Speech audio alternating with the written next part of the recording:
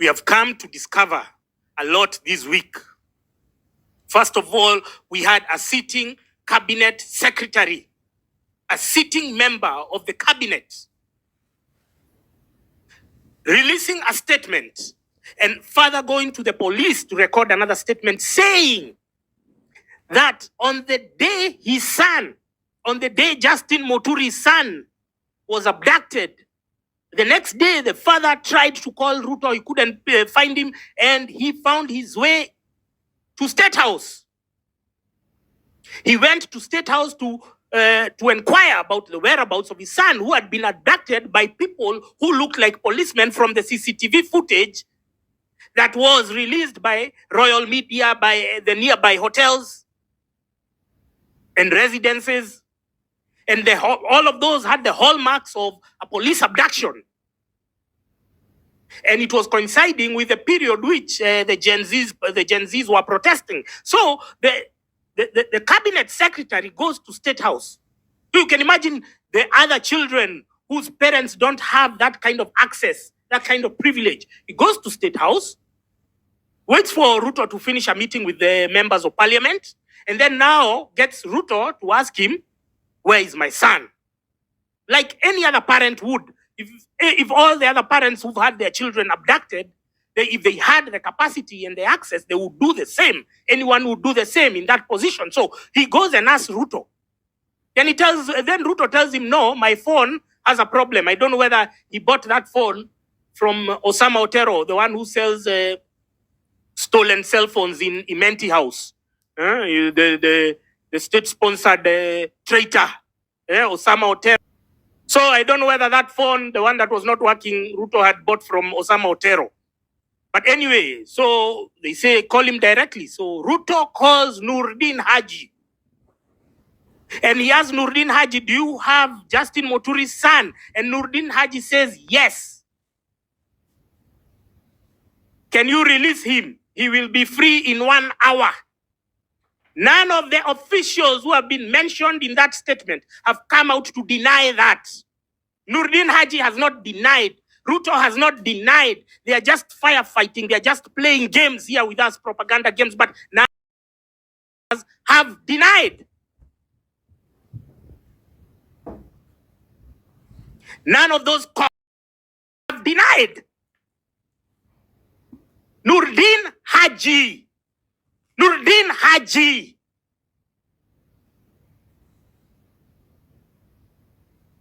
You can abduct children. You can abduct our children. You can abduct us. Because who the fuck do you think you are? Because you went for some crash courses. You went for some holiday tuition to study Hitler, to study Nazi era domination and subjugation of populations through intelligence tactics. Nurdin Haji, if you look at the history of his father was called Mohammed Yusuf Haji. He was a long time provincial commissioner of the Rift Valley province. If you look at the Akiumi report, if you look at the other Truth and Justice report by Justice Kriegler from South Africa, all of them mention and mention adversely Nurdin Haji's father. Nurdin Haji's father was a perpetrator of war crimes and genocide, forceful eviction, internal displacement. He particularly targeted communities like Kikuyu, like Luhya, like Luo, like Kisii, forcefully evicting them from Rift Valley at the instigation of Daniel Arap Moi.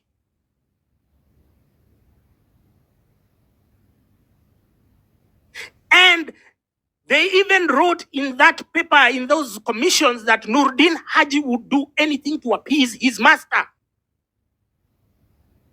He was driven by both hate and his capacity and ability to kiss ass.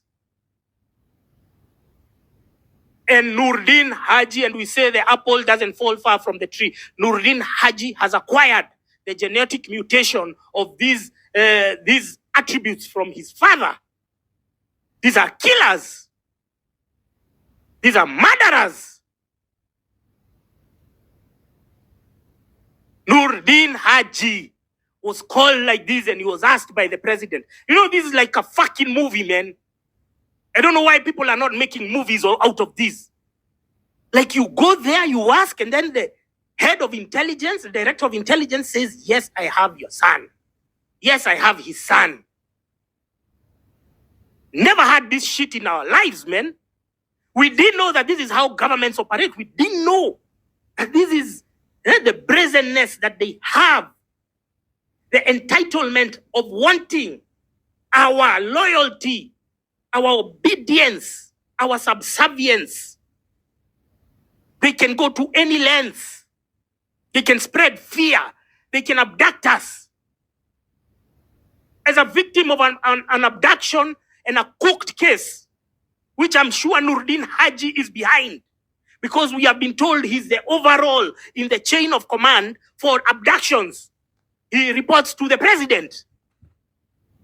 So you're called, and then you're told, release that son. He will, and in true to it, within 1 hour, Justin Muturi's son was at home.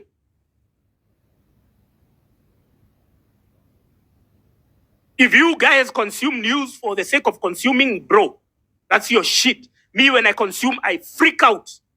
I'm thinking, like, first of all, the national intelligence is supposed to defend our borders from external threats. They are not supposed to be instigating. They're not supposed to be engineering abductions, kidnappings. And this is what they have been doing since time immemorial.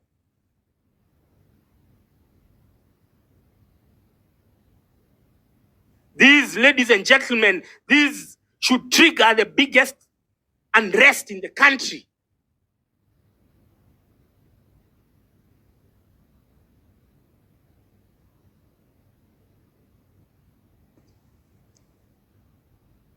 I don't know how we are living in this country. I don't know what the fuck we are doing in this country. If the director of national intelligence can literally abduct somebody, man, I don't know. Aren't you crazy like me? Aren't you going nuts? Nurdin Haji. And so we get to the topic of the day. We've been talking about nefarious capital, because at the end of the day, I keep telling you, follow the money. Follow the money. The money will direct you to the real source of the problems. The real source of the problems is this illicit capital, is this nefarious capital, which is circulating in our financial system.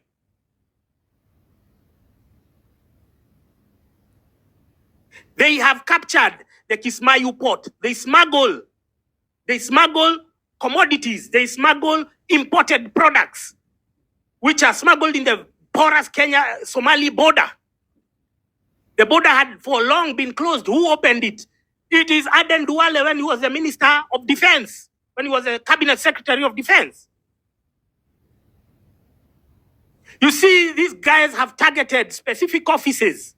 They wanted to cripple the intelligence. They wanted to cripple the Directorate of Criminal Investigations.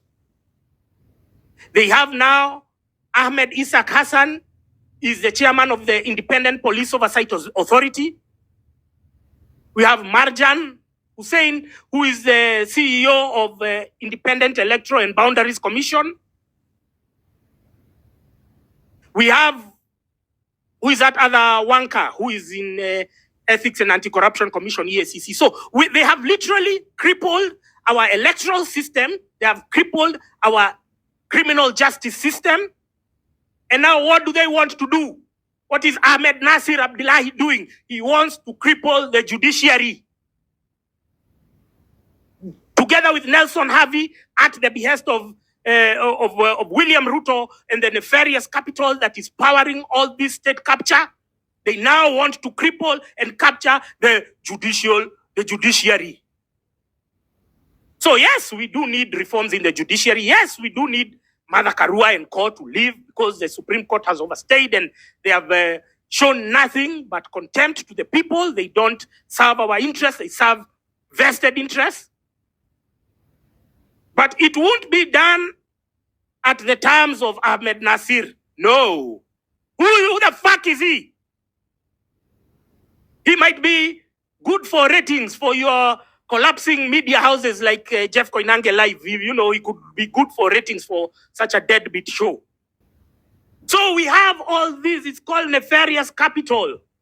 And the source of this is Kismayu, because they can get product, they can get commodities, which then drive 9 hours through the Somalia terrain, but down into Garissa.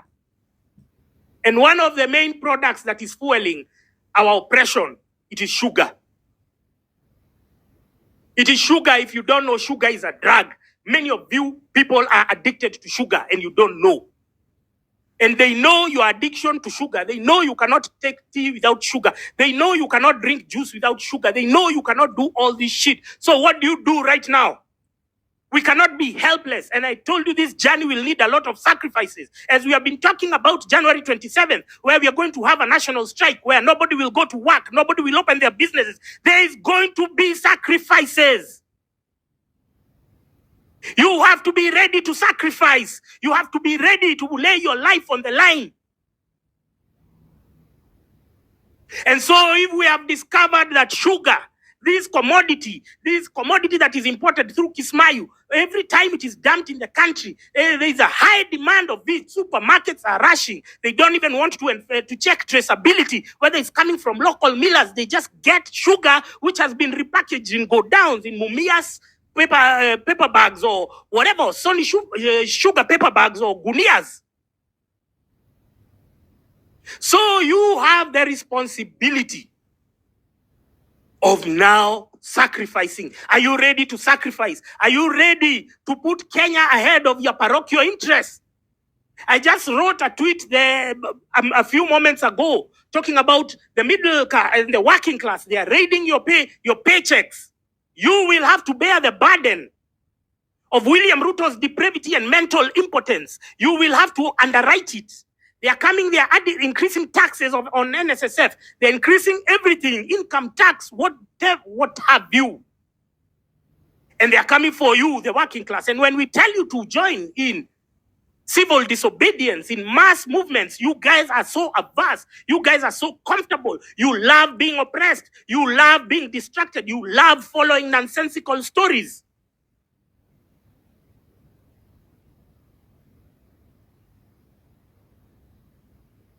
So we have to be meaningful, we have to be intentional, and we have to move with purpose. And the purpose right now is to go for the head of the snake. The head of the snake is who? It is Nefarious Capital. They have used their dirty money. They have laundered it in our financial system. They want us. Once they sell all their commodities tax and duty free, they are making astronomical profits, outlandish profits. For every shilling invested, they are getting like 20 shillings back. Because they don't pay taxes, they don't pay good, whatever, everything of theirs. They don't pay security because they use our government's machinery. So we have to look at the source of our problems, and the source of our problems, you will discover it once you follow the money. Once you follow the money, you're going to see that these guys have been very strategic with the people they plant in specific offices, in specific sectors. And they are going step by step, which is now seemingly becoming like a colonization. We are being colonized in our own faces. You are being colonized right now by Somali oligarchs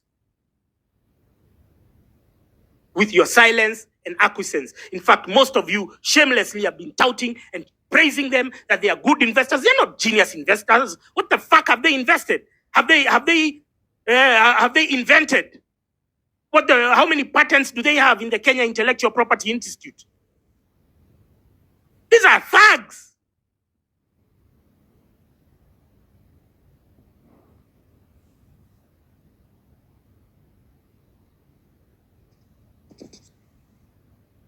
These are thugs.